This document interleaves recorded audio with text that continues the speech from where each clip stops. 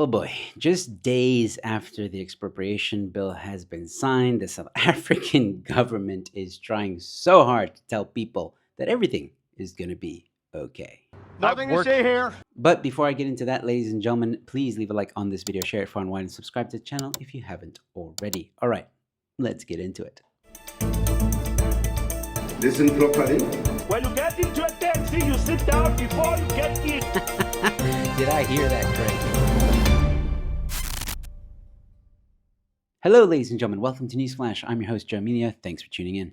Okay, so it seems that the South African government is trying to do damage control, or trying to at least reassure the public that everything is going to be okay now that the expropriation bill has been signed, because they went to X and social media to post this. South African government. Building South Africa's future, the Expropriation Act is designed to drive economic transformation while respecting investor confidence by ensuring fair, just processes for land reform. A stronger economy means more opportunities for everyone. And this is the little diagram that they had with it. Expropriation Act of 2025, economic impact and investor confidence. The act will implement the act. This is what the government says, okay?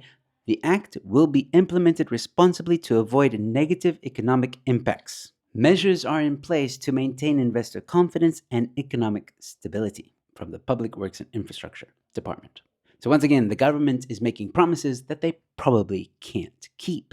Let's have a look at what some people have said about this post. Pete LaRue from Sakeliga says, breaking, South Africa says it will implement expropriation responsibly, has excellent track record of justice and fairness with BEE, NHI, Employment Equity Competition Act, Service Delivery, and State Administration. End of corruption also eminent. I mean, I hope y'all can read the sarcasm in that. Martin van Staden from the Free Market Foundation said, the government of negligible use just keeps going. Despite press releases and conferences by GNU partners, including responsible ministers saying they oppose the act, this stuff is still being tweeted. Sure, maybe the former opposition cannot stop bad policy making, fine, but you're telling me they have so little influence and leverage that they cannot stop bad and dishonest tweeting. What's the point of this exercise then? And that's the thing. The government is trying so hard to tell people everything's going to be okay. Don't worry. It's going to be fine. We're just going to expropriate land and not pay you, but we'll make sure that the economy is still working, even though we're saying that land means nothing anymore. It has no value, but the economy will still be fine, right? Just can't handle the lies. All right, so I'm not going to go through all the comments, ladies and gentlemen, but I'm just going to pick a few. So this guy, Quantum Mechanic, says, show us one thing you've done successfully. Just one. We'll wait. Kifness even commented and said, lol, dear Dean McPherson, isn't this your department? Blink twice if these posts are being made under duress.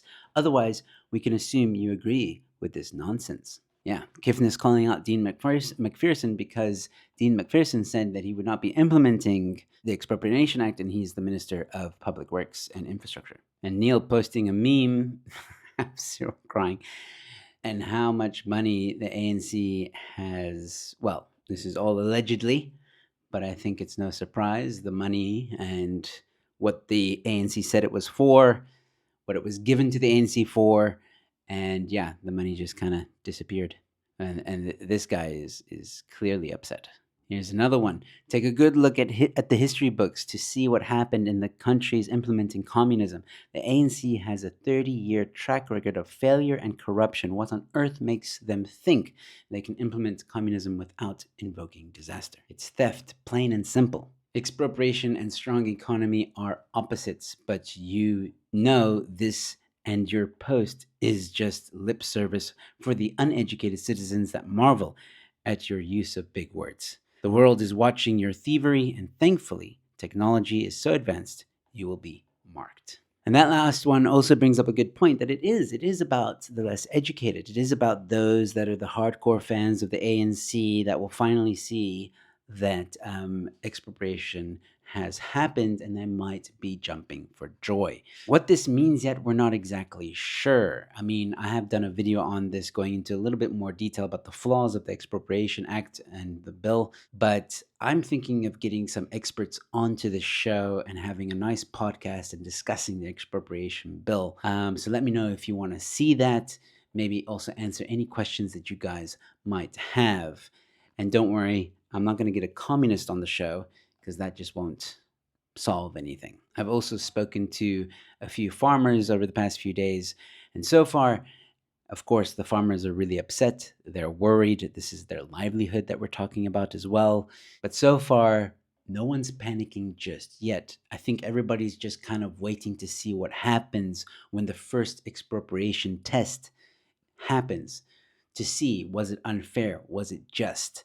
Was it implemented correctly? Was it not implemented correctly? But I think it's going to be a while until that happens, because a lot of civil society groups are going or have already taken the ANC to court, or at least are in the process of taking the ANC to court. So this is going to be a long battle before we see any expropriation of land happening. But then again, the ANC always does what they want, so only time will tell. But let me know your thoughts in the comment section below, ladies and gentlemen. Do you think this is the government doing damage control? Do you think this is just the government being the government? Let me know. Leave a comment, and also while you're down there, leave a like, share the video far and wide, and subscribe to the channel. I've got more content coming your way. And with all that being said, thanks for watching. Your newsflash is in. So you mean to tell me if you don't text me back, it's okay because you're busy, but if I don't text you back, all of a sudden I don't love you anymore?